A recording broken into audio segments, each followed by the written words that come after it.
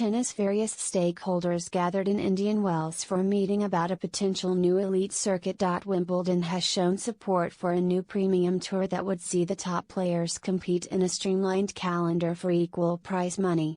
Speculation over an elite circuit has been rife, with tennis. Various stakeholders meeting in Indian Wells to discuss proposals for a new structure to the tours. While the All England club backed the plans, they didn't go down quite as well with the ATP chairman.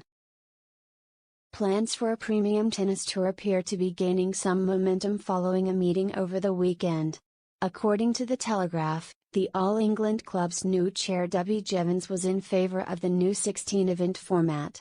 Chief Executive Sally Bolton and board member Tim Henman attended the meeting in person, with Henman keen to see a reform of the current crammed tennis schedule.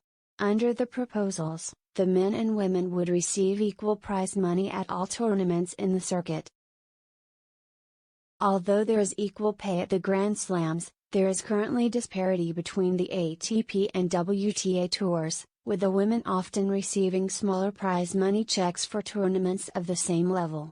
Top players who compete in the Premium Tour would be limited to 16 tournaments a year. It includes the 4 Grand Slams, 10 Masters 1000 events lasting 10 days each, a team competition and a combined season-ending championships. According to the report, the 10 Masters tournaments would consist of Doha, Indian Wells, Miami, Monte Carlo, Rome, Madrid, an unspecified grass court tournament, Canada, split across Toronto and Montreal, Cincinnati and Beijing. The lower-level 500 and 250-point tournaments would be downgraded to a contender tour. Although Wimbledon is among those in favor of the proposals, the ATP and WTA tours will prove harder to convince,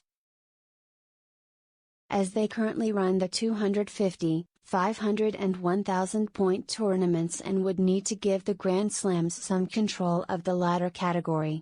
ATP chairman Andrea Gaudenzi was also reluctant to relegate the other tournaments to a lower-level tour. But his WTA counterpart Steve Simon asked for more details. Players will also need to be consulted over the radical rehaul of the game.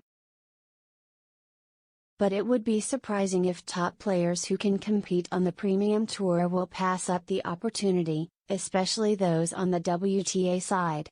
It would mean fewer tournaments, equal pay and a significantly longer off-season than the few weeks currently offered in December.